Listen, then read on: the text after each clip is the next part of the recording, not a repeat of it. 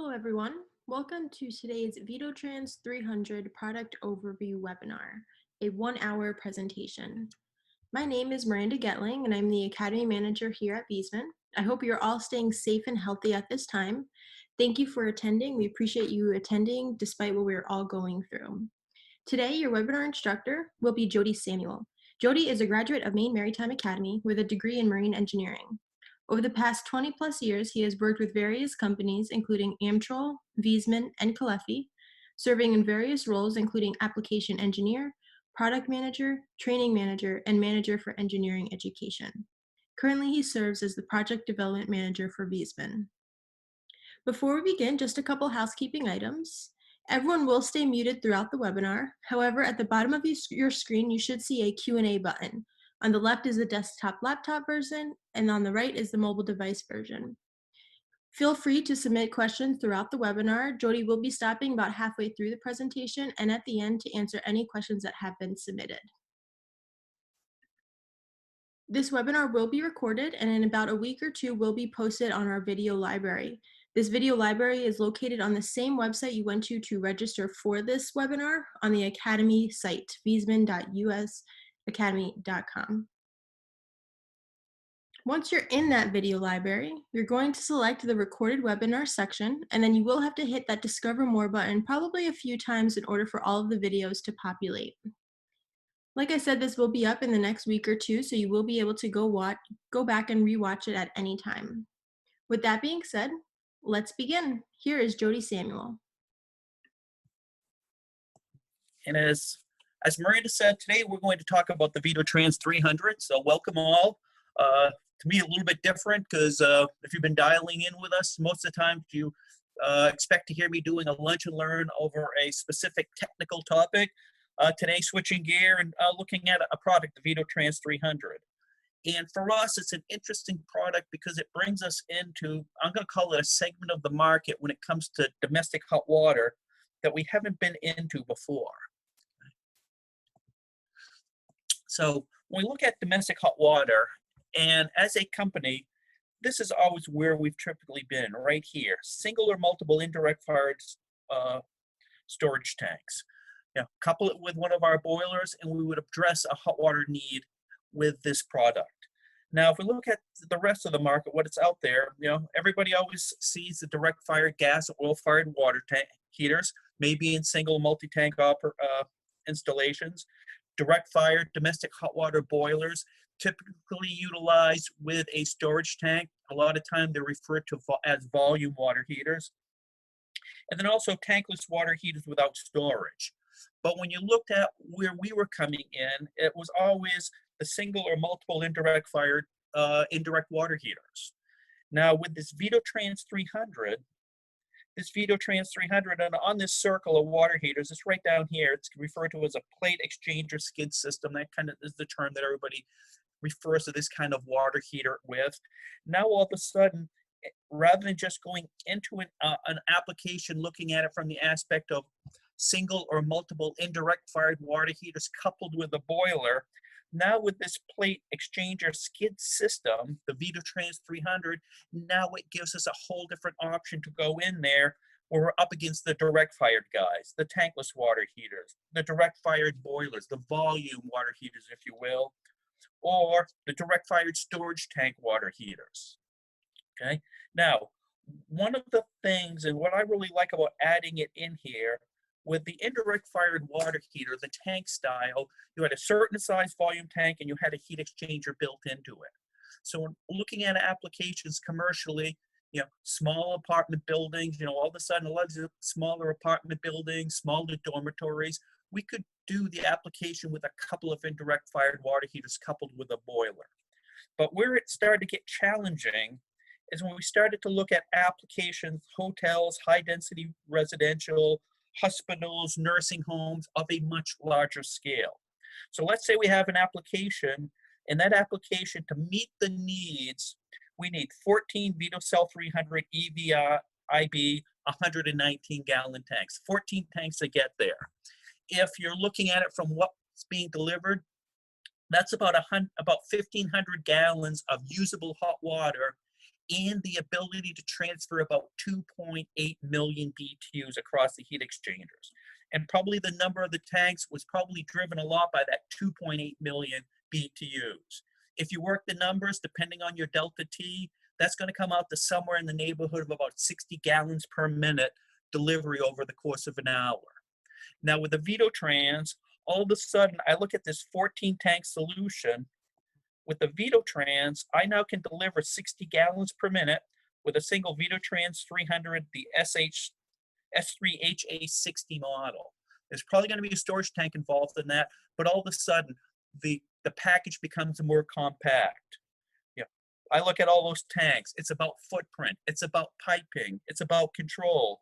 So all of a sudden, when we start to get into these larger applications, it gives us another option to going to the multiple on the tanks. Now, besides that, what else does this Vitotrans bring into the market? Well, let's look at quickly what this kind of category of this water heater is, and we'll look at some of the advantage and disadvantages of it. So this is a skid-mounted hot water heating package. The heart of it is a series of heat exchangers, and this is going to be coupled with a hydronic boiler. Okay.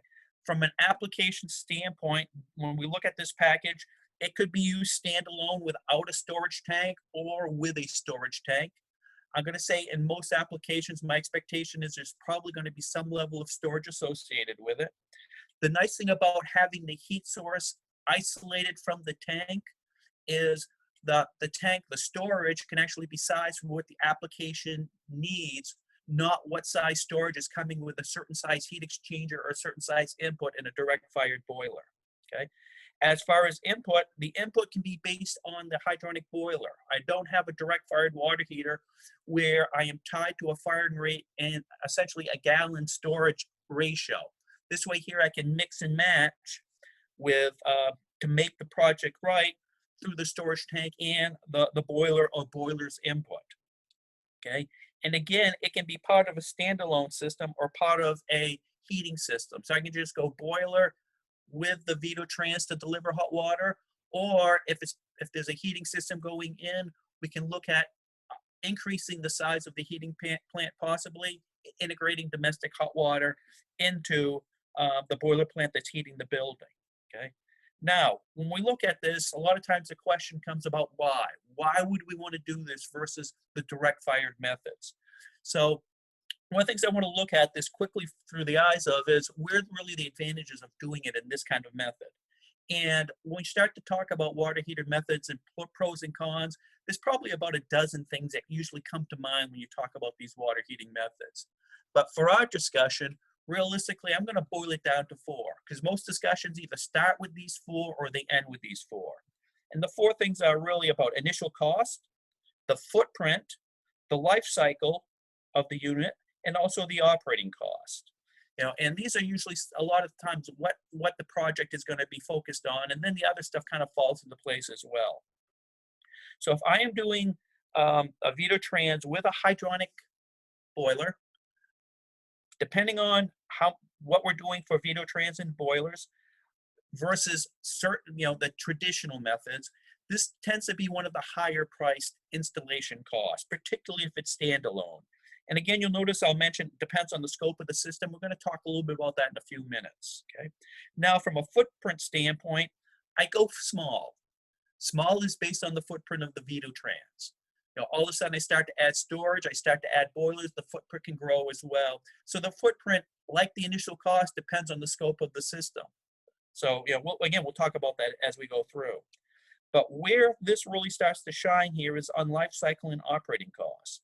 So internally, there's no direct flame heating up the water. The direct flame happens at the boiler, which is a closed loop system.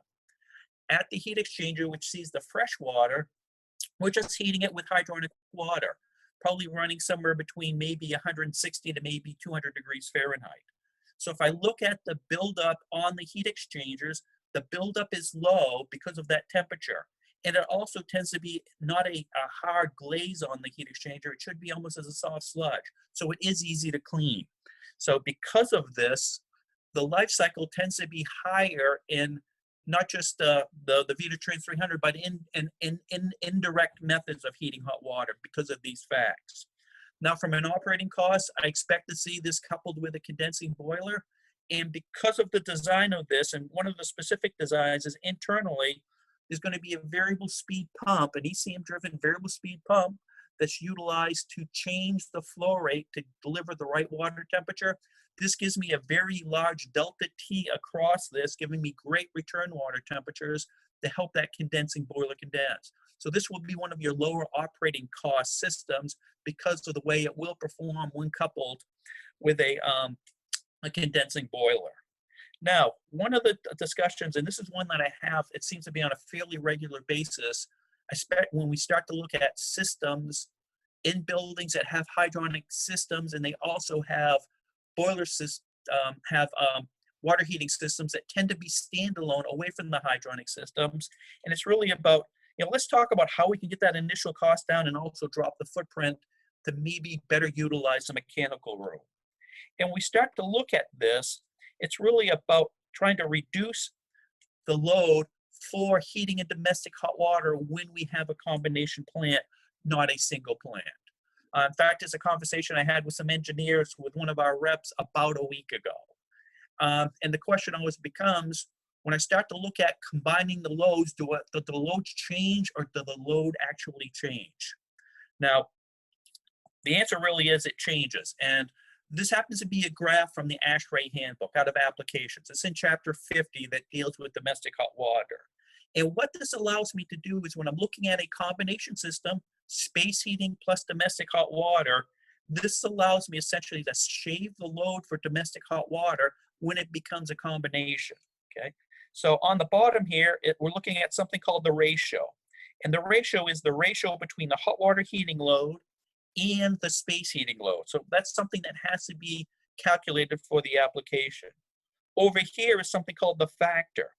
The factor is the number that I'm going to utilize to multiply against the hot water heating load to calculate what's really added to the space heating load when I start to size my plant. Now, the easiest way to describe this is to actually take a look at an application to see how these numbers work. And this was actually an application that I did over the course of last year, okay?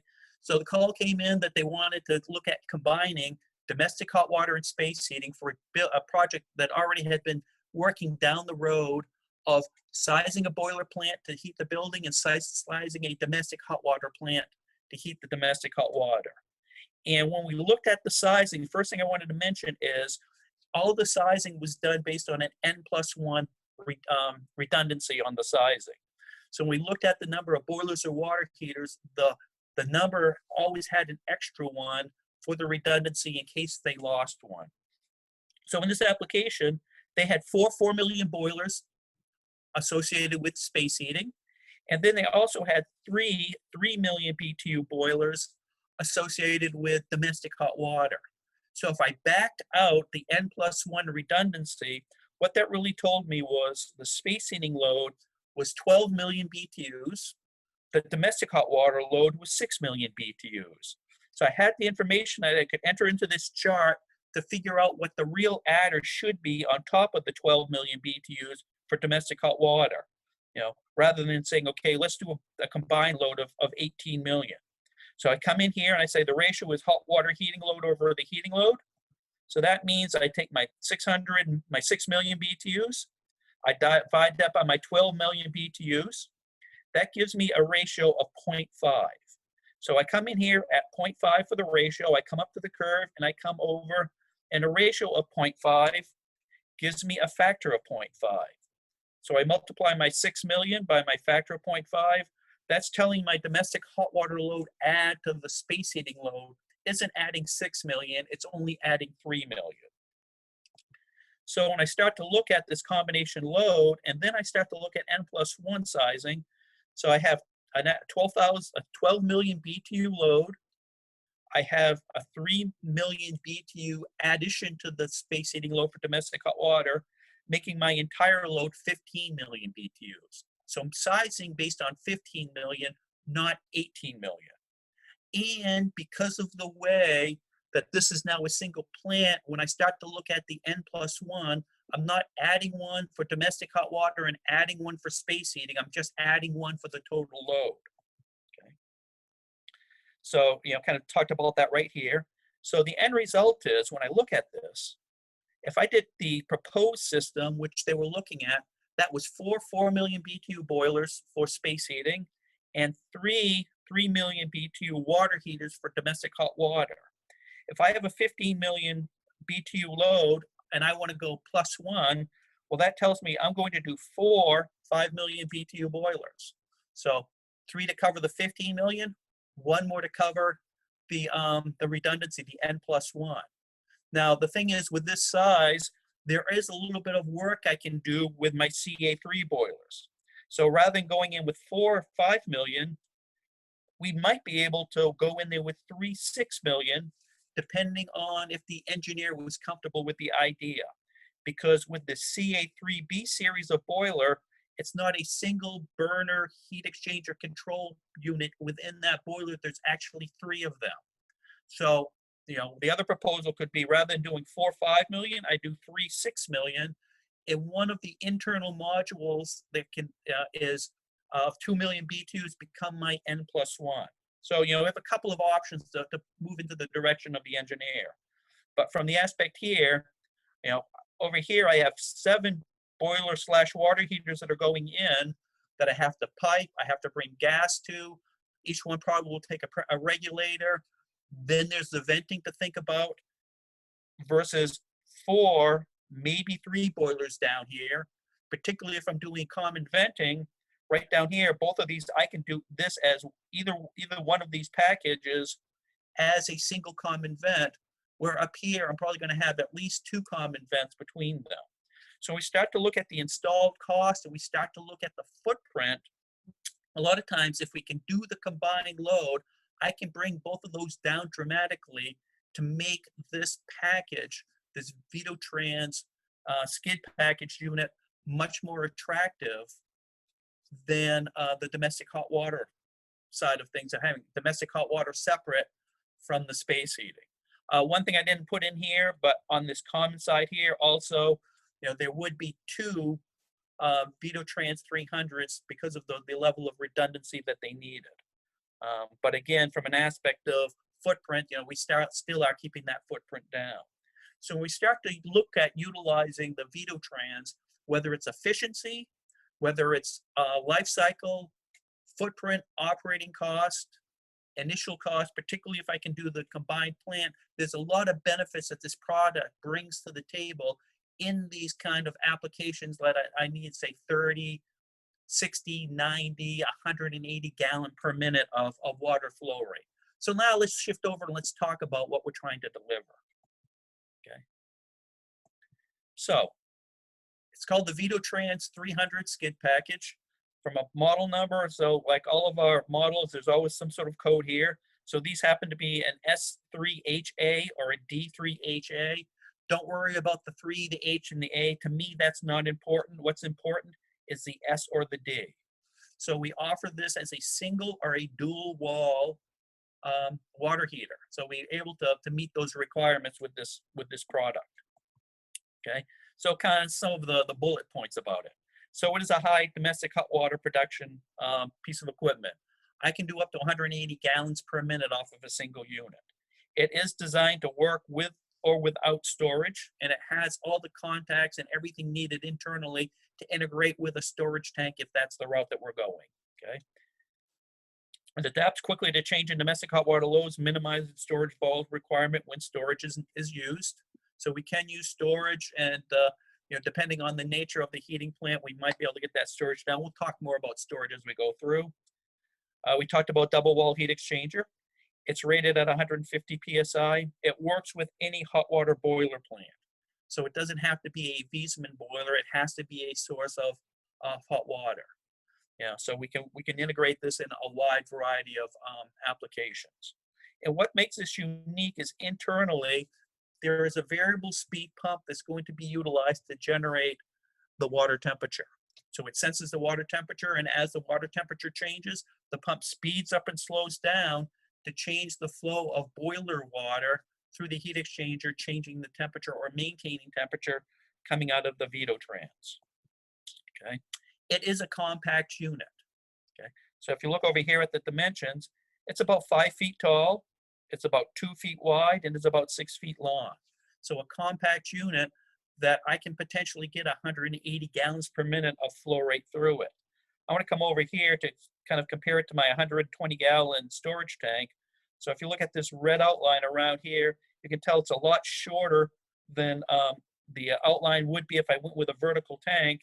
And these 3 circles that are superimposed on it, those are 3 of my 120-gallon tanks imposed on it as well. So it is a very compact package when it comes to generating domestic hot water. From a footprint standpoint, you do have to realize that there will be a boiler associated with it. It may be the space heating plant. And in most cases, there probably will be a domestic hot water storage tank as well integrated. But for the footprint of the Vitotrans itself, it is very compact. Okay, now I'm going to skip this here. This was made in PowerPoint. I'm now working in Google Sheets. It didn't carry over, so I haven't got rid of it yet. So we're going to skip that slide.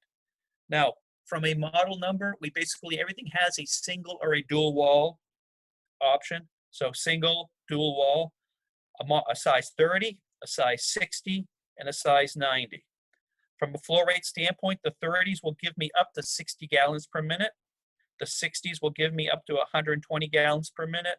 The 90s will give me up to 180 gallons per minute. So a wide variety of flow rates that it can generate.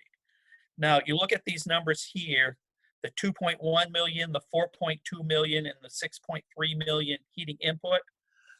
Think of those as maximum numbers. When you look at the heat input, you really got to look at how many gallons per minute you need to actually generate and then back yourself through a calculation to the heat input to the unit. So don't just use these numbers as gospel when you're sizing it. If I only need 30 gallons or 25 gallons per minute, I certainly don't need 2.1 million BTUs. I'm probably thinking more in the neighborhood of maybe 1.5 million, 1.4 million. Yeah, so again, don't use these numbers to size. It's just a maximum number for the throughput on the unit. They're all 240 volt single phase, 60 hertz. They are have a 20 amp rating, and they'll give you I'm gonna jump through the, so I can work with a maximum boiler supply of 230. I have a hard lockout at 210, and the maximum operating pressure is 150 psi. So it's designed to be very flexible in application through a wide variety of changing conditions. Okay, all 3 sizes utilize the same skid package. What changes is the internal components. So over here is my size 30 model, which is good up to 60 gallons per minute. It has a single heat exchanger. It also has a single head ECM driven variable speed pump. When I move on to the 60, my flow rates go from 60 gallons max to 120. I double the heat exchanger. So I have 2 heat exchangers in there now. I still have a single variable speed ECM driven pump. When I move on to the 90, 3 heat exchangers internally. Now it's a dual head variable speed pump to allow me to go up to 180 gallons per minute. So that's what you have internally. But again, externally, they all use the same skid package. And it's just a matter of the equipment, the components that are going internally to it. Okay. From an aspect of design, this is Viessmann designed, Viessmann manufactured. And one of the things we did think about is serviceability and also getting it into the job site. So it is designed that I can easily get a forklift in here to move it around. Also on the end, if I'm lifting it with a crane, I have connections here for my crane connection. The footprint is small, approximately 14 square feet. Again, it's a little bit more than 2 feet wide and a little bit more than 6 feet long. Now, internally, we thought about servicing. So the nice thing is side panels come off very easily. They're actually, I'm going to back up here. I get a picture of it. There are actually handles that can be utilized to lift the panel off. So I can lift the side panels off. I can lift the front, take the front panel off. And once I get those side panels off, I have access to these 3 heat exchangers. Okay. Now, the nice thing about the 3 heat exchangers built inside here is it makes it for easy servicing. So here's my heat exchangers. They're connected with flexible pipe. There are isolation valves for domestic water and isolation valves for hydronic as well.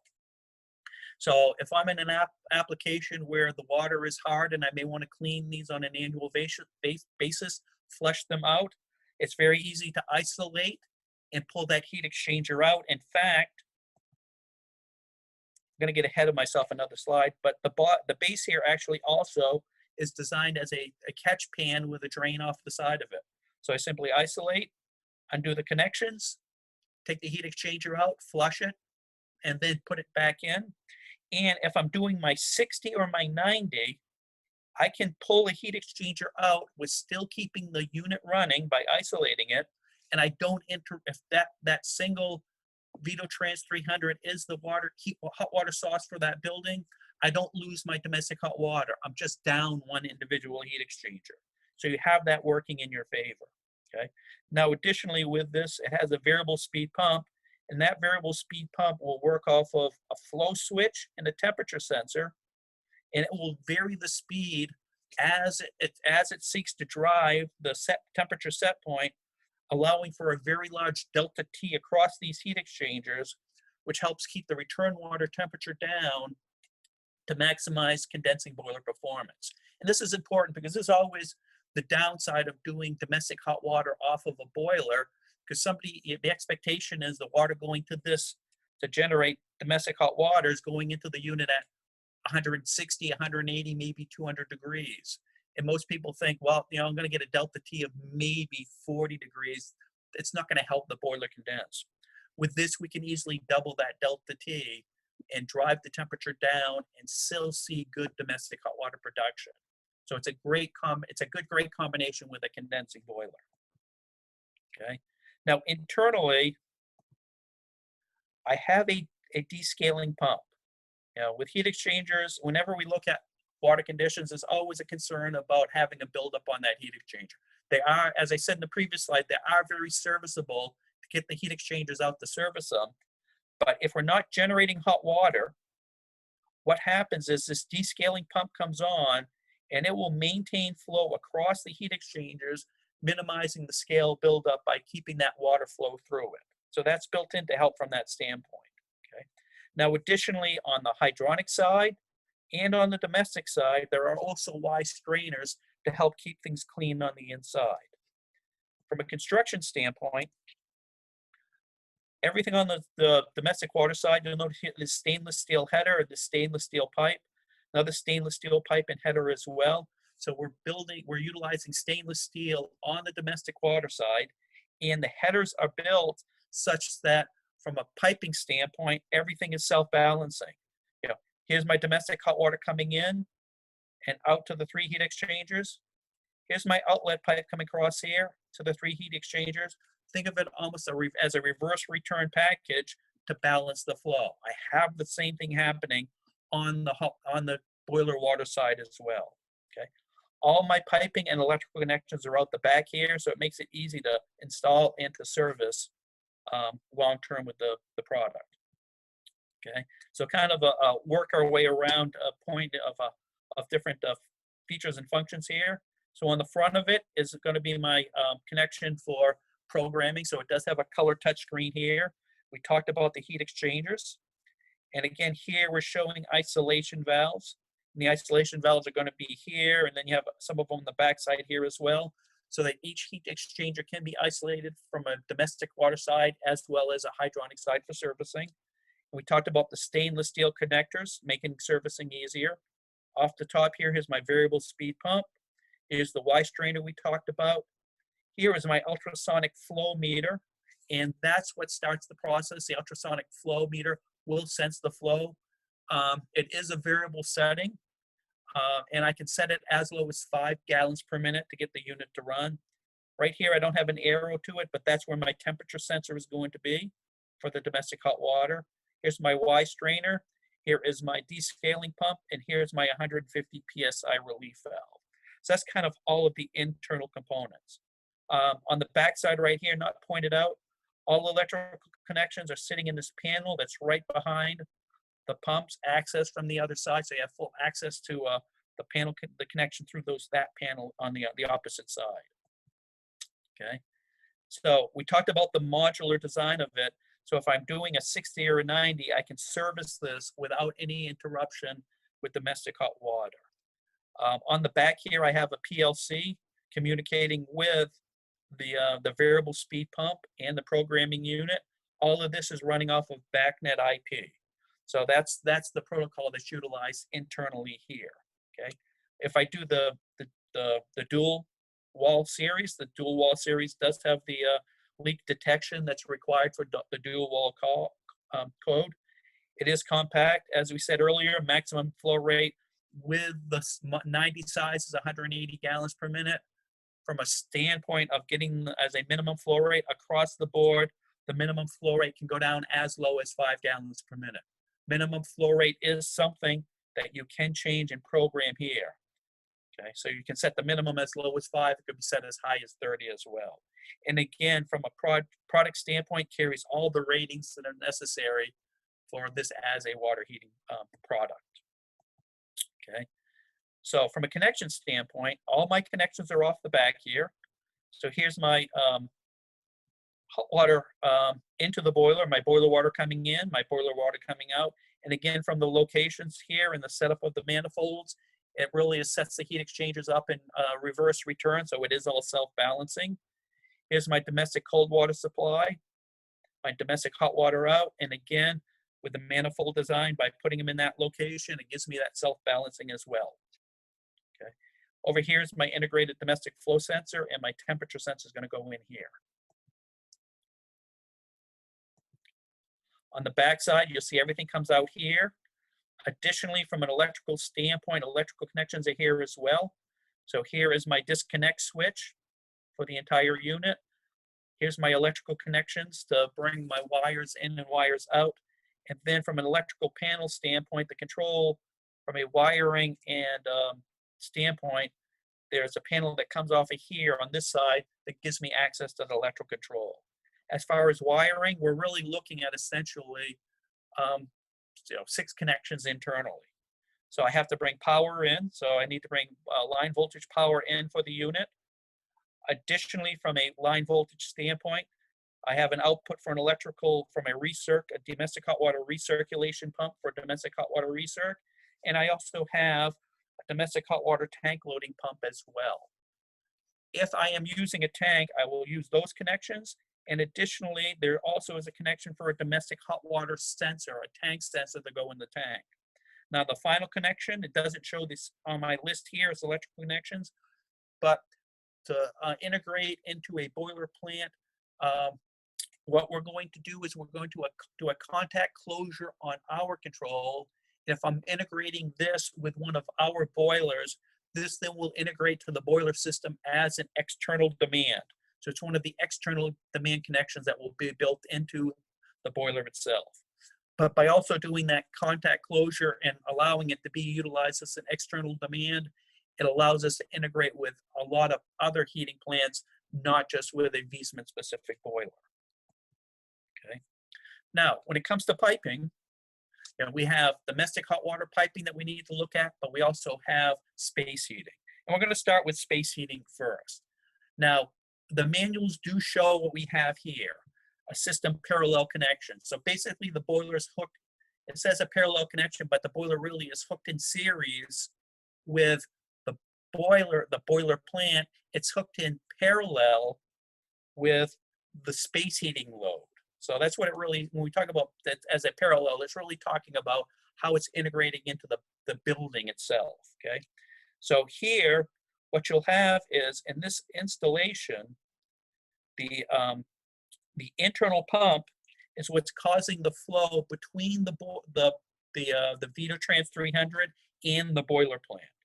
Now, because of that, the thing to remember is the internal pump has a very quick response rate. Its feedback loop is real tight because of the fact that we have to maintain temperature coming out of the Vitotrans in a very tight band and be very responsive to any change because we don't want to see that temperature drifting back and forth.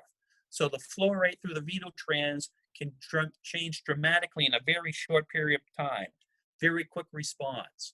When you look at the a space heating boiler, typically the control is set up for a very gentle or a very gradual response rate.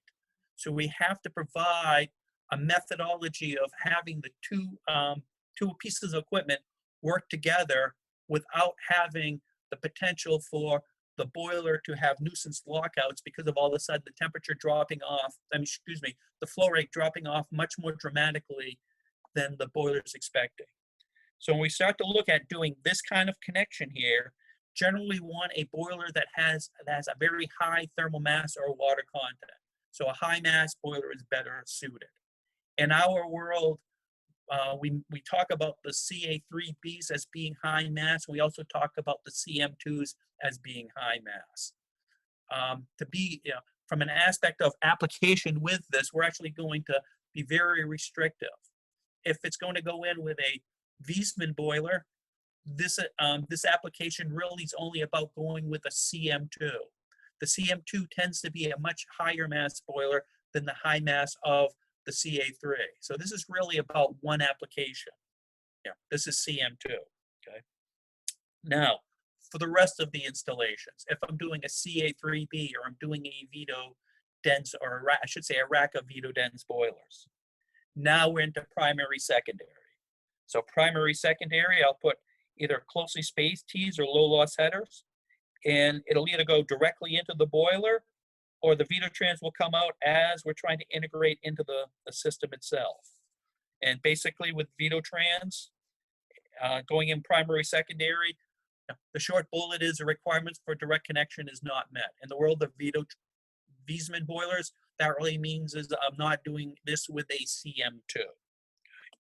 Now, let's talk about domestic hot water. And we talk about doing it instantaneous or non-storage.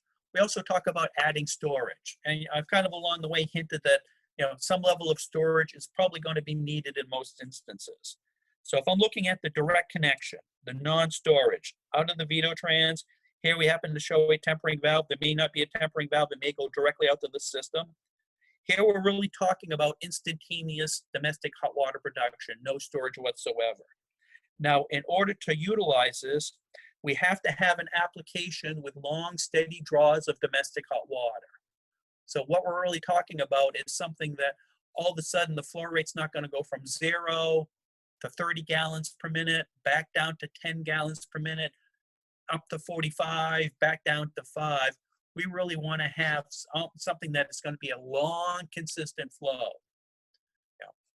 And so for a lot of the applications that we start to look at, schools, hotels, motels, restaurants, gymnasiums, the list goes on, applications like that, because the varying nature, generally the non-storage application doesn't come into play. Also with this non-storage, I didn't put a bullet on here because it comes up in another slide, is in the non-storage application of the direct connect. In order for this to work, there always has to be heat readily available from the hydronic water on the other side. So if the temperature of the heat source is variable in nature, then that variable nature may not give us consistent hot water out of the unit that we would like to see. So storage has to be added. So if I'm adding storage, now I'm into something like this. Okay, so here's my Vitotrans. Here is my storage tank. And what I'll also have is now I add in the sensor into the tank, and the tank may have sensor in different locations. So now I add that sensor into the tank. So not only does the Vitotrans run off of its internal sensor, but if the tank sensor senses the temperature is low, it will bring the Vitotrans on as well. Okay. Here's my tank loading pump. So that way there, when the tank is at a low temperature, it will bring on this pump to circulate water through the Vitotrans and then back into the tank to reload the tank when it's necessary. Additionally, we have a contact that if they desire to run the recirc pump off of our schedule, we have the ability to take that recirc pump off of our control to recirc as well. Okay, you notice the recirc here is located here. that arrow that's right there should be a dual arrow. So allow the recirc to come down in here, pass through the tank, and then go back out again. Yeah. And you'll notice here, we have our pump. Here's my cold water coming in, okay? And the cold water coming in will always pass through the Vitotrans before entering the tank, okay? Now, why we do that is, in a lot of applications, the pump's out here and the water enters into the here, and then the tank starts to be depleted, and then everything always comes on back based at tank temperature. This right here, this arrangement gives us a much quicker response rate. Since all the water is flowing through here, the Vitotrans will recognize that the flow rate is greater than its minimum water temperature, and that will allow the Vitotrans to come on quicker and respond before the tank reaches that point where the tank comes on. It gives us a much quicker response rate to deliver hot water, which ultimately can help us bring the tank volume down as well. So that's why when you look at it, that's why it has this very specific relationship happening here. And again, by putting that tank in here, it prevents short cycling of the system. It provides for domestic hot water storage, hot water recirculation off of the storage volume that's inside here. And also by having this volume, it allows the heat source to come up to temperature. Yeah. So if I have a boiler that's cold started, or it may be working off of a system that the temperature is much lower because of outdoor reset, the storage of the tank allows the boiler to come up to temperature before we have to start delivering hot water out to the system. Okay. Now, a couple of drawings to show it all pulled together. So for instance, if I look at what's here, here is my CM2 boiler, and this is giving you the example of just domestic hot water, no space heating involved. So here's my CM2. Because it's a high mass boiler, it's doing that parallel or direct connect to the Vitotrans. The volume of it will allow any mismatch between the two to be made up by the volume acting as a flywheel. Over here, I have the output here. Here's my domestic cold water coming in to the unit and then coming back into the tank. Here's my recirc line as we had in the other drawing, and here is my tank loading pump. Okay, so this is kind of pulling both of that into a single drawing.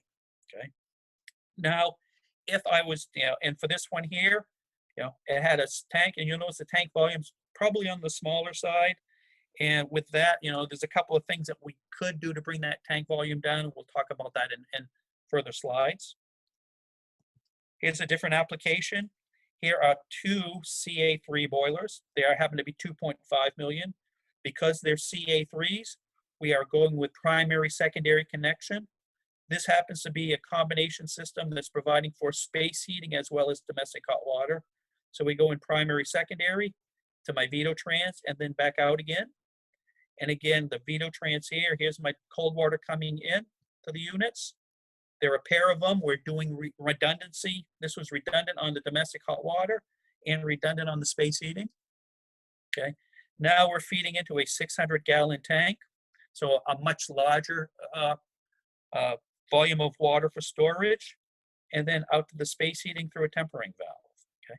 Now, what's interesting about this is for redundancy here. This is for redundancy. This actually was a project that was previously existing, and on what we're replacing here is a previous project had two 2.5 million BTU boilers, and it had two 1 million BTU water heaters.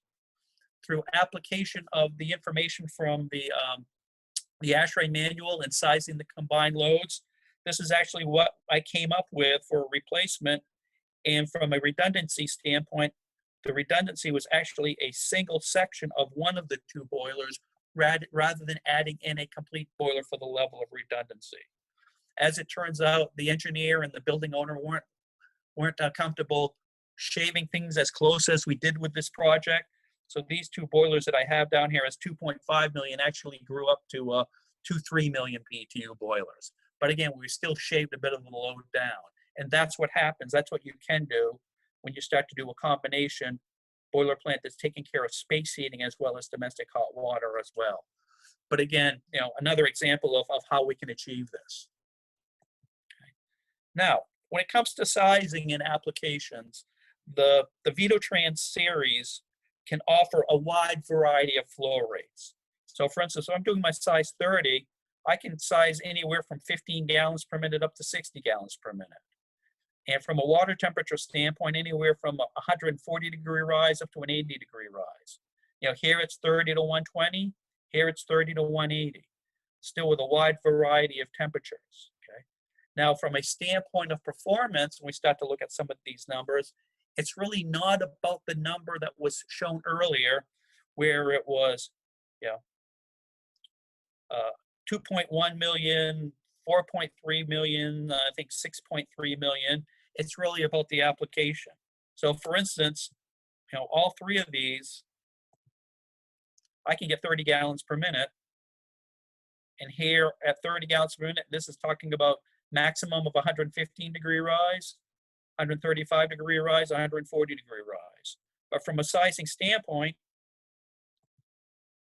it's all about what you want to do.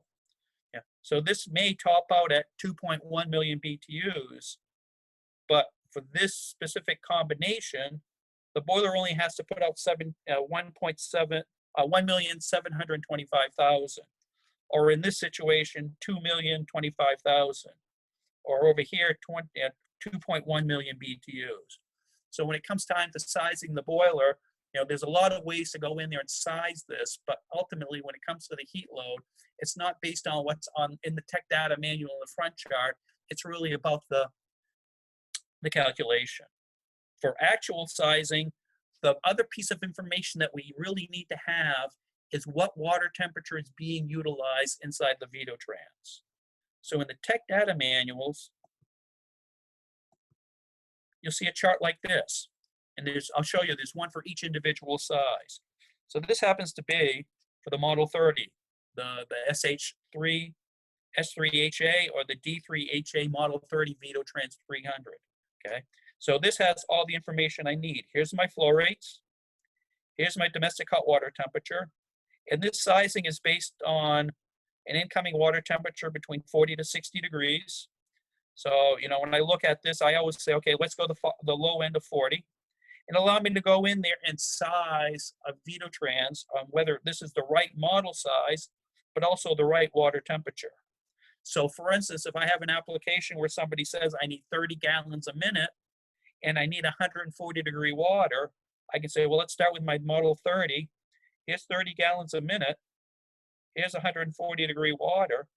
I go to the intersection of the two of them, and this Model 30 will deliver that with a boiler water temperature of 160 degrees. So I've sized my model.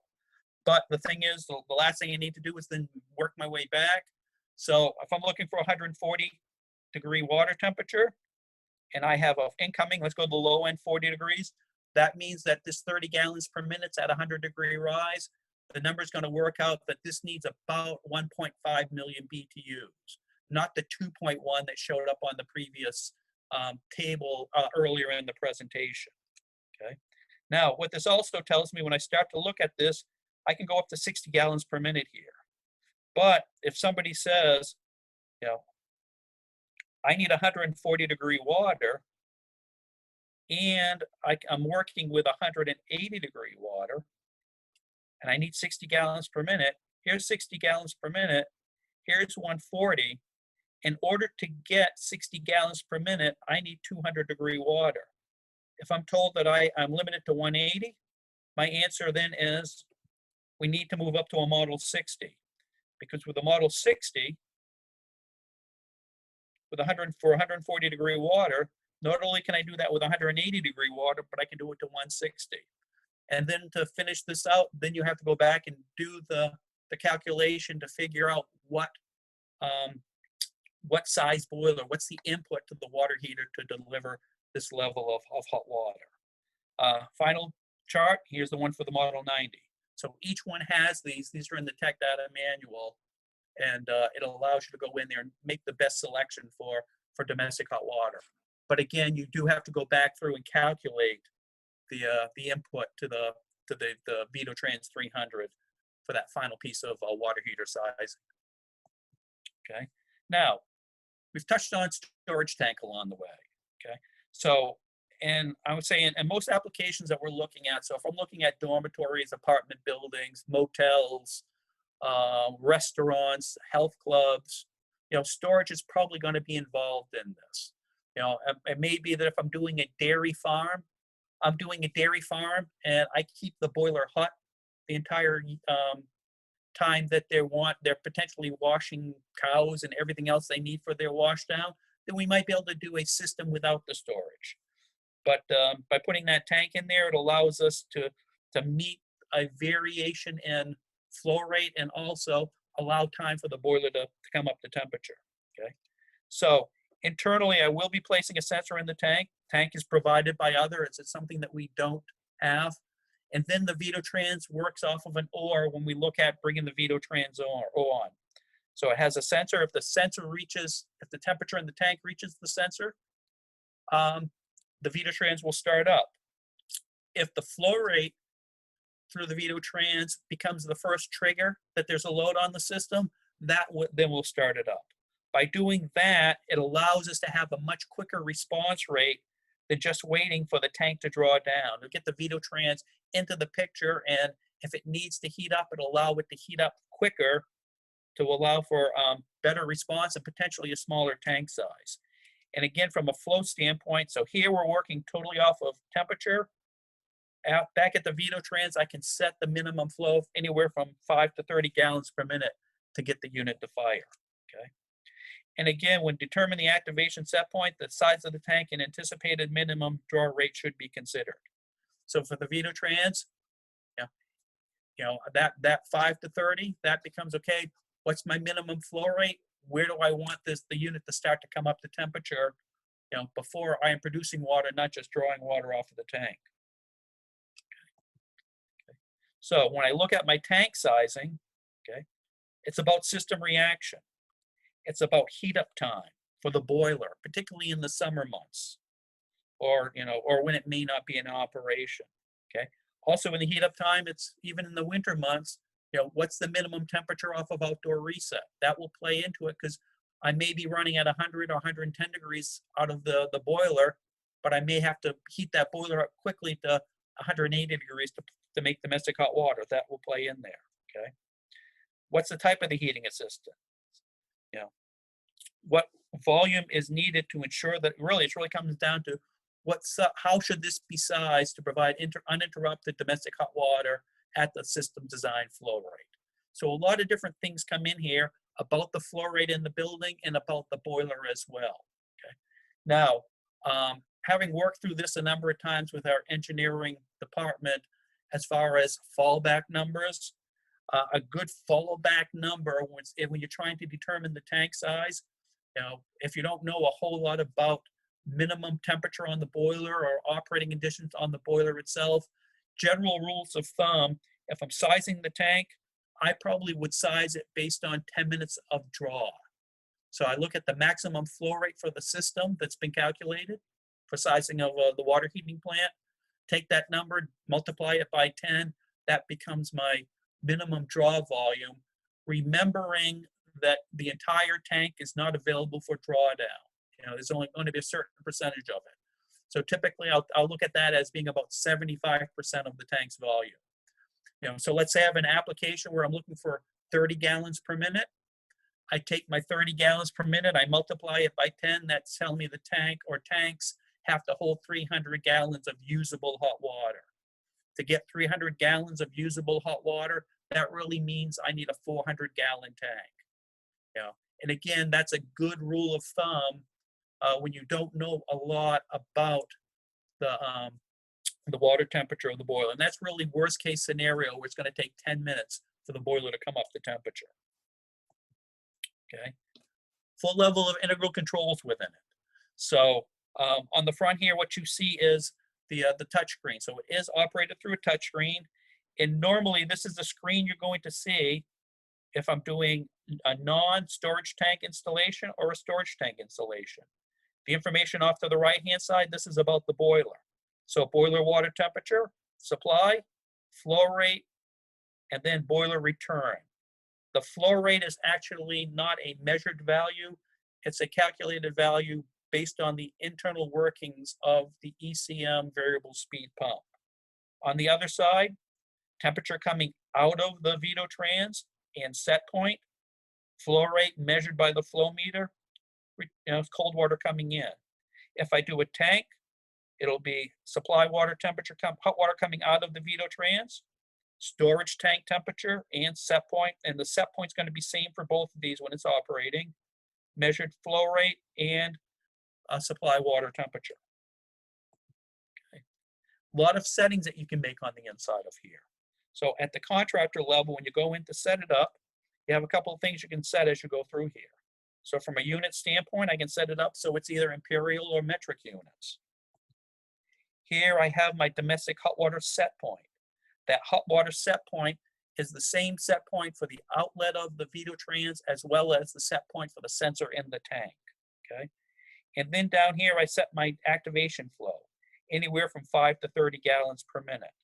And that's with the anticipated minimum flow rate through the system that you want it to respond to. Okay. You have the ability to turn on the external tank mode. When the external tank mode is turned on, it all of a sudden brings some other things into the picture. Okay. So what you have here is domestic hot water recirculation pump. If you choose to run a recirculation pump, it allows you to set a schedule for domestic hot water recirculation. And then what it will do is you have the dry contact in the control to bring on and turn on and off a domestic hot water recirculation pump. Okay. Also in here, you have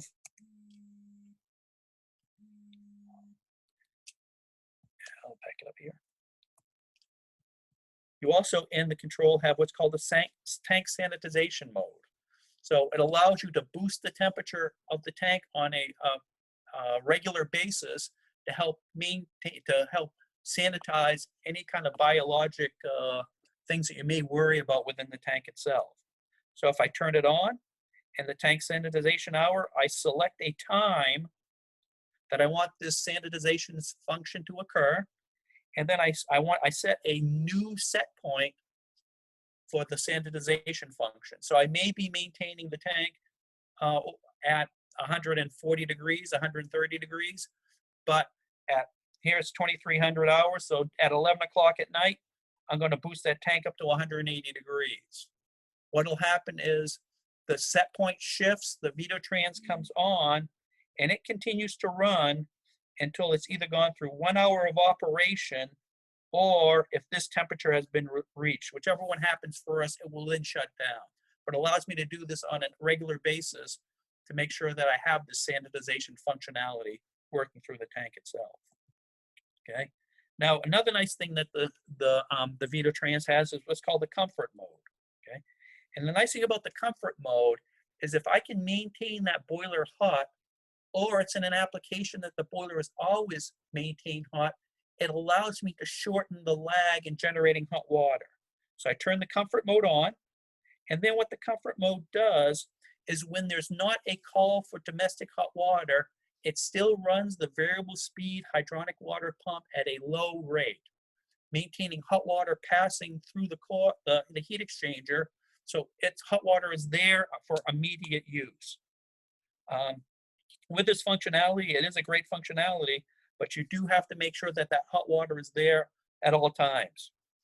Because if my boiler is essentially running on a cold start, what'll happen is the pump will run, but it's not boosting temperature. So it does have to run with at least a warm boiler. I also have an information screen, so it contains all the information for domestic hot water, the set points and the temperatures and the flow rates, same thing with the heating as well, and then the status of all the relays for the pumps. So here you can go in there and look at everything. Okay. It also gives you a trending of everything it's measuring, my temperatures and my flow rates. So if you're wondering how the system is operating, you can have trending data. And if you click on any one individual point, it will give you all the information at that individual point to look at. Okay. It has a full set of faults. Some of the faults are hard lockouts. Some of the faults are soft lockouts. The hard lockouts will require a reset The soft lockouts, as soon as what's causing the fault to happen, once the fault is cleared, the soft lockout automatically comes out. But you do have alarms associated with it, and you do have the lockouts and the resets as well. From a control standpoint, my high limit, so I have a high limit temperature associated with it. If the temperature coming out of it is too high, it's a hard lockout with manual reset. From a temperature standpoint, from a temperature measuring, from a safety standpoint, it's not a single temperature sensor, it actually is a dual sensor. And like a lot of our boilers, if the two sensors start to drift or diverge from each other, it will shut down and lock out, telling that you have a bad sensor. There is a deadhead sensor in the pump. So if it senses the pump is going into deadhead, it will send an alarm over and stop the pump so that there's no damage on the pump. Not part of our package, but something that is recommended is if I am providing a high water temperature, and here we're listing it as higher than 115 degrees, a mixing valve is always recommended. Make sure it's a good ASSE 1070 or 1017 series mixing valve to ensure that there's no scalding out of the system. But it's designed for performance, but it's also designed for safety. Okay. Now, just about at the end of our hour. And with that, back to one of the original screens that we talked about, kind of a synopsis that we started the discussion of the Vitotrans 300 with, as far as this skid-mounted domestic hot water package to match up with a boiler. Covered a lot of ground. Actually, I didn't stop in the middle for questions, so I think now let's take a look and see if we have any out there. Oh, 8 of them. So looks like Miranda, looks like we got a lot of questions coming in. We do. The first one, can you take the heat exchanger out during unit operation? So if I have a Model 60 or a Model 90 that has more than one heat exchanger, the answer is absolutely. I have isolation valves for both the hydronic water and the domestic hot water side, so I just simply pull the panels off, isolate that part of the heat exchanger, that part of the Vitotrans, and then I can pull the heat exchangers out, clean them, and then put them back in again. But that's really with the 60 or the 90 because of the extra heat exchangers. In the Model 30, I have just a single heat exchanger, so if I want to pull that heat exchanger on a 30, I have to shut the unit down. How large of a buffer tank are you usually seeing? A lot of times what we tend to do with the buffer tanks, for a lot of the projects, we're not actually going in at the front end to specify for the base spec with the engineer. So we tend to go with the buffer tank that's being sized. And a lot of times with engineers, once they've sized a buffer tank and a storage tank in the system, I really don't want to try and reconvince them to downsize the size of the storage tank. So we tend to see some larger ones. We'll see applications with 500, 600, 800 gallons of storage. I don't see a lot of them with smaller, say 120 or an 80 gallon tank, but it tends to be on the higher side. I'd say 400 to 800 would be probably more than normal. To date, what are you seeing Viessmann selling, single wall or double wall? I would say for the most part has been single wall of the area, and it really comes down to what the code is and what's being enforced in the market. But I'd say mostly for the most part, we've been seeing single wall. This is a two-part question. Do you set the DHW in the coding addresses? Is the temp that you set for the DHW that controls the internal pump based on the internal algorithm of a delta P? Okay. So actually, I'm going to back up a bit here. So when we look at the setting the domestic hot water,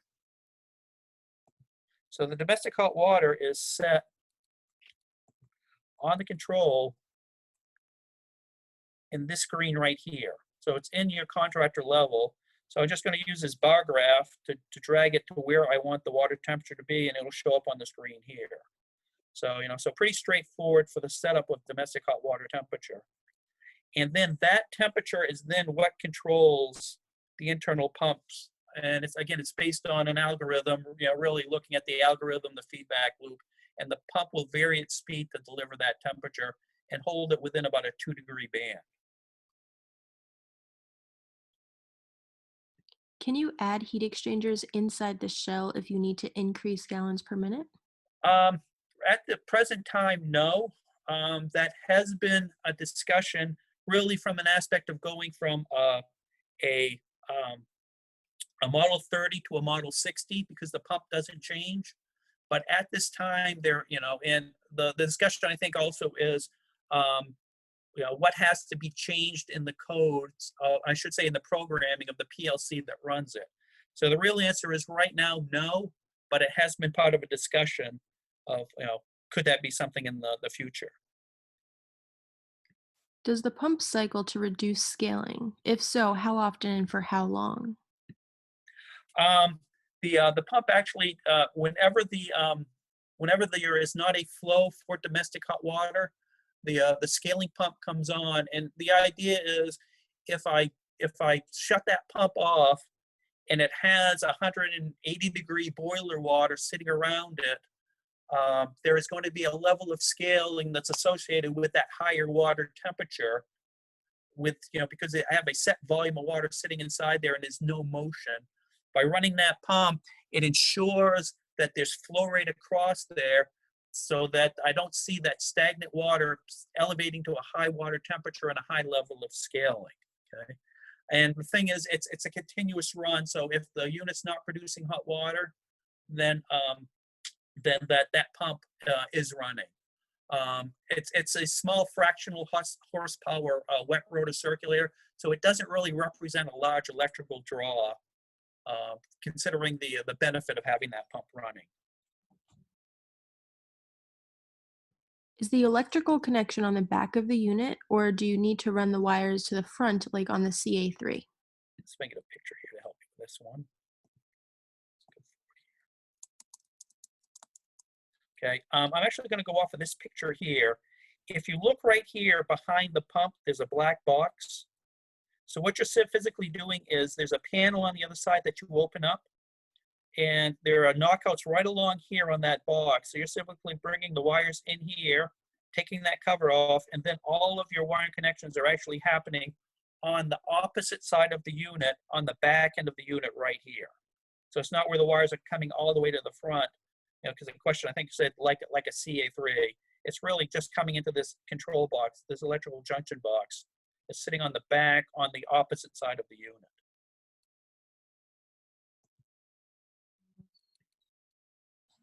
Right, and the last question, sanitation mode. Is this an internal circulation or the whole system? The sanitization mode is just an internal circulation between the Vitotrans and the domestic hot water storage tank. So it's not a full circulation. It's just about sanitizing the storage tank that's associated with the Vitotrans.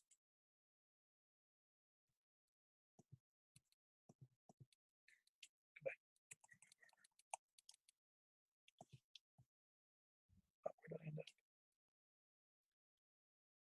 I think I slingshotted myself back to this front. Nope. And with that, first off, I want to thank you all for attending. And now I'm going to turn it off to Miranda to wrap things up. Thank you, Jody. Just wanted to do a few reminders before we close out. As stated in the beginning, this is being recorded and will be posted on that video library on the Academy website within the next week or so you will be able to go watch that at any time. If you find yourself thinking of additional questions following this webinar, feel free to email me. We will be putting together a document of all of the questions asked as well as the answers, and it will be sent out to everyone who has attended today. Lastly, if you're not aware, Viessmann holds monthly webinars beyond the rapid fire sessions due to COVID-19, so keep an eye on the website for those opportunities. And then we will be expanding our May offerings for webinars, so keep an eye out for that as well. With that being said, that does conclude today's webinar. Thank you for attending and have a wonderful day.